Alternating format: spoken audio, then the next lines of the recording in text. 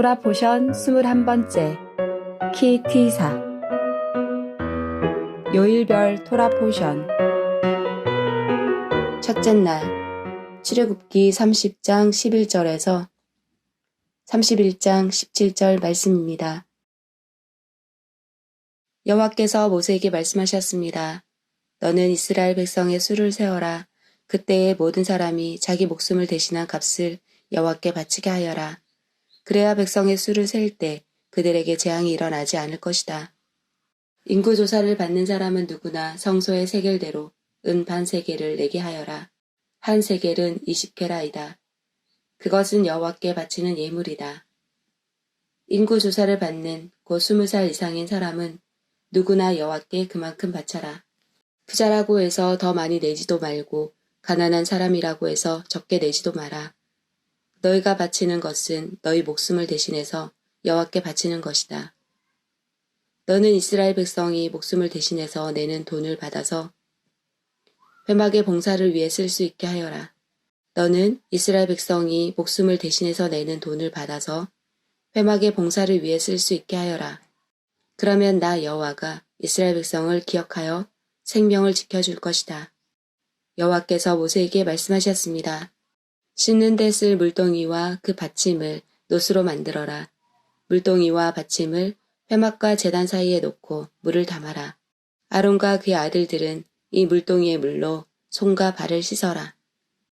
그들이 회막에 들어가거나 제사장으로서 제단에 가까이 나아가서 여호와께 화제를 바치려 할 때에는 이 물로 미리 손과 발을 씻어야 한다. 그렇게 해야 죽지 않을 것이다. 그들은 손과 발을 씻어야 죽지 않는다. 이것은 아론과 그의 자손에게 영원한 규례가 될 것이다. 여호와께서 모세에게 말씀하셨습니다. 가장 좋은 향품을 가져오너라. 모략 500세겔, 향기로운 6개를 그 절반, 곧 250세겔, 향기로운 창포 250세겔, 계피 500세겔을 가져오너라. 이 모든 것을 성소에서 다는 무게로 달아라. 그리고 올리브 기름 한 흰도 가져오너라. 이 모든 것을 향료를 만들 때처럼 섞어서 거룩한 기름을 만들어라. 그것이 거룩히 구별하는 데 쓰이는 기름이 될 것이다. 너는 그것을 회막과 내 언약이 들어있는 언약궤에 발라라. 상과 그 모든 기구, 등잔대와 그 기구, 향을 피우는 제단에도 발라라. 그리고 번제단과 그 모든 기구에도 바르고 물동이와 그 받침에도 발라라. 이 모든 것을 거룩히 구별하여서 가장 거룩하게 하여라. 이 모든 것에 닿는 것이 다 거룩해질 것이다. 아론과 그의 아들들에게 기름을 발라서 거룩히 구별하여라. 그래서 나를 섬기는 제사장이 될 수 있도록 하여라. 이스라엘 백성에게 이렇게 말하여라.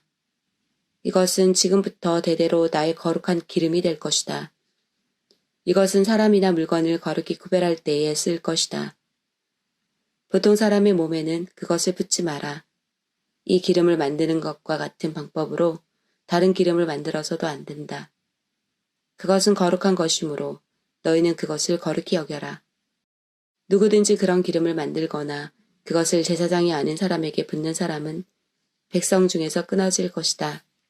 여호와께서 모세에게 말씀하셨습니다. 너는 향품들을 가져오되 소합향과 나감향과 풍자향과 순수한 유황을 가져오너라. 그리고 그것들을 같은 분량으로 섞어라. 너는 향을 만들 때 향료를 만들 때처럼 만들어라. 거기에 소금을 쳐서 깨끗하고 거룩하게 하여라. 그 중에서 얼마를 빻아 고운 가루로 만들고 그 중에서 얼마를 회막에 있는 언약궤 앞에 놓아라. 그 향은 너희에게 가장 거룩한 것이다. 너희는 이런 방법으로 이 향을 만들어서 너희 마음대로 쓰면 안 된다. 너희는 그것을 여호와께 가장 거룩한 것으로 여겨라. 누구든지 그것을 향료로 쓰려고 만드는 사람은 백성 중에서 끊어질 것이다. 여호와께서 모세에게 말씀하셨습니다. 자, 내가 유다 지파에서 우리의 아들 브살렐을 뽑을 것이다. 우리는 훌의 아들이다. 나는 브살렐에게 하나님의 영을 가득 채워주고 그에게 모든 일을 할 수 있는 기술과 능력과 지식을 줄 것이다. 설계를 잘하고 또 금과 은과 놋으로 그 설계대로 만들 수 있는 재능을 그에게 주리니 그는 보석을 다듬을 줄도 알고 나무를 조각할 줄도 아는 온갖 손재주를 다 갖게 될 것이다. 내가 또 단지파 사람인 아히사막의 아들 오홀리압을 뽑을 것이다. 오홀리압은 브살렐과 함께 일할 것이다. 나는 기술이 좋은 모든 사람에게도 기술을 더하여 내가 너에게 명령한 것을 다 만들 수 있게 할 것이다. 곧 회막과 언약궤와 언약궤를 덮는 속죄판과 회막 안의 모든 기구와 상과 그 기구와 순금 등잔대와 그 기구와 향제단과 번제단과 그 모든 기구와 물동이와 그 받침과 아론과 그의 아들들이 제사장으로서 일할 때에 입을 옷과 거룩한 옷과 거룩히 구별할 때에 쓸 기름과 성소에서 쓸 향기로운 향을 만들 수 있게 할 것이다. 그들은 내가 너에게 명령한 대로 이 모든 것을 다 만들 것이다. 여호와께서 모세에게 말씀하셨습니다. 이스라엘 백성에게 전하여라. 너희는 내 안식일을 지켜라. 이것은 지금부터 나와 너희 사이의 표징이 될 것이다. 이 표징으로 너희는 여호와인 내가 너희를 거룩하게 만들었다는 것을 알게 될 것이다. 안식일을 거룩하게 지켜라. 안식일을 다른 날과 똑같이 여기는 사람은 죽을 것이다. 누구든지 안식일에 일하는 사람은 그 백성 중에서 끊어질 것이다. 6일 동안은 일을 하여라. 그러나 7일째 되는 날은 나 여호와를 기리기 위해 쉬는 안식일이므로 거룩하게 지켜라. 누구든지 그날에 일을 하는 사람은 죽을 것이다. 이스라엘 백성은 안식일을 기억하고 그 날을 영원한 언약으로 삼아 자손 대대로 지켜라. 안식일은 나와 이스라엘 백성 사이에 영원한 표징이다. 이는 여호와인 내가 6일 동안은 하늘과 땅을 만들고 7일째 되는 날에는 일을 하지 않고 쉬었기 때문이다. 하프타라 열왕기상 18장 1절에서 39절 말씀입니다.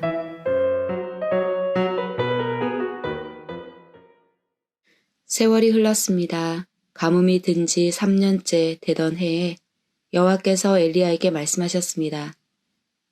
가서 아합 왕을 만나라. 내가 곧 땅에 비를 내리겠다. 그리하여 엘리야는 아합을 만나러 갔습니다. 그 무렵 사마리아에는 심한 가뭄이 들었습니다. 그래서 아합 왕은 왕궁을 관리하는 사람인 오바다를 부르러 사람을 보냈습니다. 오바다는 참 마음으로 여호와를 따르는 사람이었습니다. 언젠가 이세벨이 여호와의 예언자들을 죽일 때에 오바다는 그 가운데에서 예언자 100명을 50명씩 두 동굴에 나누어 숨겨주고 그들에게 먹을 것과 마실 것을 가져다 준 일이 있었습니다. 아합 왕이 오바다에게 말했습니다. 모든 땅에 있는 샘과 시내를 다 뒤져보자. 풀이 넉넉히 있는 곳을 알아내면 우리의 말과 노새들을 살릴 수 있을 것이고 더 이상 짐승들을 잃지 않게 될 것이다. 왕과 오바다는 땅을 둘로 나누어 찾아다니기로 했습니다. 그래서 아합과 오바다는 제각기 자기가 맡은 땅으로 떠났습니다. 오바다가 길을 가다가 엘리야를 만났습니다. 오바다가 엘리야를 알아보고 고개를 숙여 인사했습니다. 당신은 나의 주 엘리야가 아니십니까? 엘리야가 대답했습니다. 그렇소. 그대의 왕에게 가서 내가 여기에 있다고 이르시오. 오바다가 말했습니다. 내가 무슨 죄를 지었기에 당신이 나를 아합의 손에 넘겨 나를 죽이려 하십니까? 당신의 하나님 여호와의 살아계심을 두고 맹세하지만 왕은 당신을 찾으려고 사람들을 보내어 모든 나라 안을 사사시 뒤졌습니다. 그 나라에는 엘리야는 여기에 없소라고 말하면 아합은 그 나라 왕까지 의심하면서 정말 엘리야를 찾지 못했다는 맹세를 하겠습니다. 그런데 지금 당신은 나더러 가서 나의 왕에게 당신이 여기에 있다고 말하라는 것입니까? 내가 떠나면 여호와의 영이 당신을 다른 곳으로 데려갈지도 모릅니다. 내가 가서 아합 왕에게 당신이 여기에 있다고 말하였다가 아합 왕이 이곳에 와서 당신을 찾지 못한다면 그는 나를 죽이고 말 것입니다. 나는 어릴 때부터 여호와를 따랐습니다. 혹시 내가 한 일을 듣지 못하셨습니까? 이세벨이 여호와의 예언자들을 죽일 때에 내가 그 가운데에서 예언자 100명을 50명씩 두 동굴에 나누어 숨겨주고 먹을 것과 마실 것을 가져다 주었습니다. 그런데도 당신은 나더러 가서 나의 왕에게 엘리야가 여기에 있다고 말하라는 것입니까? 그는 틀림없이 나를 죽일 것입니다. 엘리야가 대답했습니다. 나는 만군의 여호와를 섬기는 사람이요. 여호와의 살아계심을 두고 맹세하지만 나는 오늘 반드시 아합을 만날 것이요. 오바다가 아합에게 가서 엘리야가 있는 곳을 일러 주었습니다. 그리하여 아합이 엘리야를 만나러 갔습니다. 아합이 엘리야를 보고 말했습니다. 바로 네가 이스라엘을 괴롭히는 자냐? 엘리야가 대답했습니다. 이스라엘을 괴롭히는 사람은 내가 아니라 왕과 왕의 집안이요. 왕은 여호와의 명령에 복종하지 않았고 바알신을 따랐소. 모든 이스라엘 백성에게 나를 만나러 갈멜산으로 오라고 이르시오. 이세벨에게서 얻어먹고 사는 바알의 예언자 450명과 아세라의 예언자 400명도 데려오시오. 아합이 모든 이스라엘 백성과 그 예언자들을 갈멜산으로 불러 모았습니다. 엘리야가 백성 앞에 서서 말했습니다. 여러분은 언제까지 바알과 여호와 두 사이에서 머뭇거리고 있으렵니까? 여호와와 바알을 함께 섬길 것이요. 여호와가 참 하나님이시면 여호와를 따르고 바알이 참 하나님이면 바알을 따르시오. 그러나 백성은 아무 말도 하지 않고 잠잠히 있었습니다. 엘리야가 말했습니다. 여호와의 예언자라고는 나밖에 남은 사람이 없소. 그러나 바알의 예언자들은 450명이나 있소. 소 2마리를 가져와 바알의 예언자들에게 1마리를 고르게 하고 그 소를 잡아서 여러 조각으로 나눈 다음에 장막 위에 올려놓게 하시오. 그러나 거기에 불을 지피지는 마오. 나도 나머지 소 1마리를 잡아서 장작 위에 올려놓겠소. 나도 거기에 불을 지피지 않겠소. 당신들 바알의 예언자들이여, 당신들의 신에게 기도하시오. 나도 여호와께 기도하겠소. 기도를 들어주셔서 불을 내리시는 신이 참 하나님이시오. 그러자 모든 백성이 그렇게 하는 것이 좋겠다고 말했습니다. 엘리야가 바알의 예언자들에게 말했습니다. 당신들은 수가 많으니 먼저 하시오. 소 1마리를 잡아서 준비하고 당신들의 신에게 기도하시오. 그러나 불을 지피지는 마시오. 그리하여 그들은 소 1마리를 잡아다가 준비해놓고 아침부터 한낮이 될 때까지 바알에게 기도했습니다. 그들은 바알이여 우리의 기도를 들어주십시오라고 외쳤습니다. 그러나 아무런 소리도 들리지 않았으며 아무런 대답도 없었습니다. 그들은 자기들이 만든 제단 둘레를 돌며 춤을 추었습니다. 한낮이 되자 엘리야가 그들을 부추겼습니다.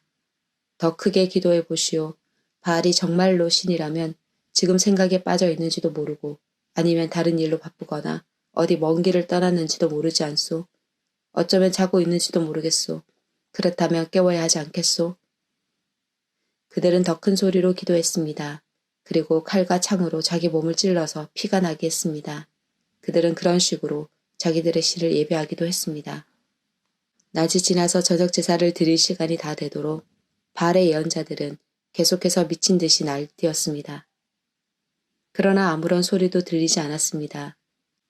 아무런 대답도 없었고 어떤 움직임도 보이지 않았습니다. 엘리야가 모든 백성에게 말했습니다. 이제는 나에게로 오시오.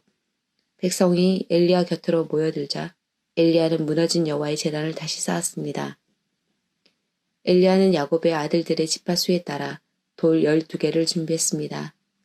야곱은 옛날에 여호와께서 내 이름을 이스라엘이라 하여라고 말씀했던 사람입니다.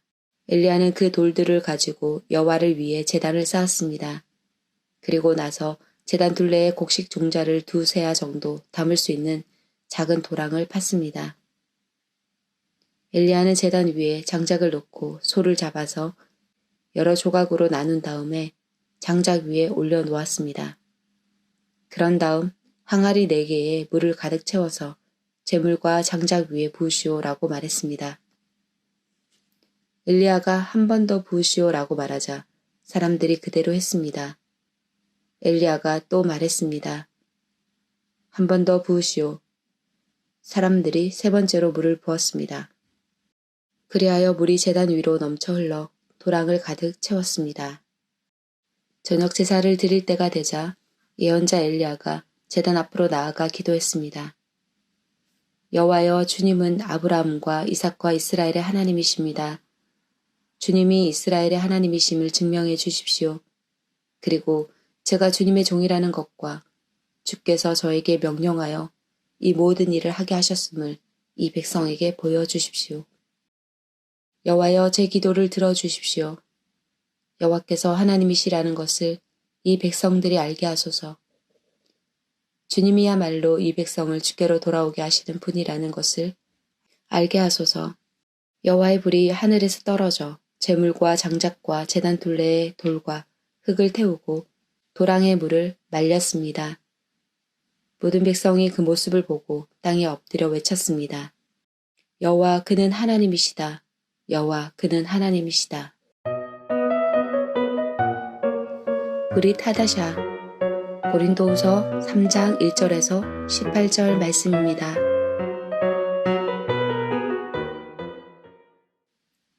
우리가 또다시 자화자찬을 하기 시작했다고 생각하십니까?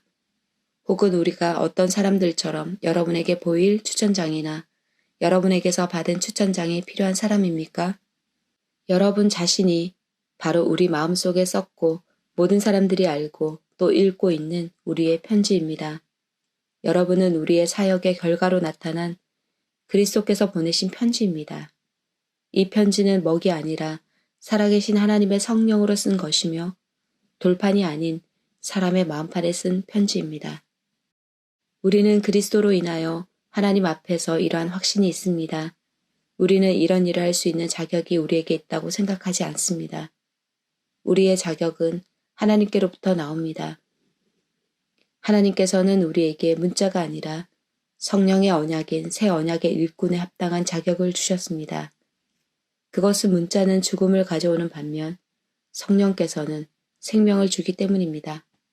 돌판에 새겨져 있는 죽음에 이르게 하는 율법에 의한 직분도 영광스럽습니다. 그래서 비록 사라질 영광의 강체이기는 하지만 이스라엘 자손들은 모세의 얼굴에 나타난 강체 때문에 그의 얼굴을 똑바로 쳐다보지 못했습니다. 그러니 성령의 사역은 얼마나 더 영광스럽겠습니까?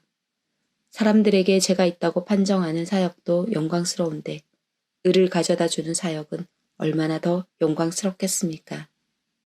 이런 면에서 훨씬 더 빛나는 영광과 비교해 볼 때 이전에 영광스러웠던 것은 전혀 영광스러운 것이 아니었습니다.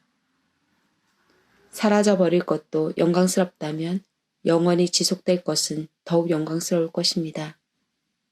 이러한 소망이 우리에게 있기에 우리는 매우 담대합니다. 우리는 이스라엘 자손이 자기 얼굴의 광채가 사라져 가는 것을 똑바로 쳐다보지 못하게 하려고 자기 얼굴에 수건을 덮은 모세처럼 하지 않습니다. 그러나 이스라엘 자손들의 마음이 둔해진 까닭에 오늘날까지도 옛 언약을 읽을 때 수건을 그대로 쓰고 있습니다. 이 수건이 아직까지 벗겨지지 않고 있는 것은 이것이 오직 그리스도 안에서만 벗겨질 수 있기 때문입니다. 오늘날까지도 이스라엘 자손들이 모세의 글을 읽을 때 그들의 마음에는 수건이 덮여 있습니다. 그러나 누구든지 주님께 돌아올 때 그 수건은 벗겨질 것입니다. 주님은 성령이십니다. 주님의 성령께서 계신 곳에는 자유가 있습니다. 우리는 모든 수건을 벗은 얼굴로 주님의 영광을 봅니다. 이렇게 해서 우리는 주님의 형상으로 변화하여 점점 더 큰 영광에 이릅니다. 그 영광은 성령이신 주님께로부터 나오는 것입니다.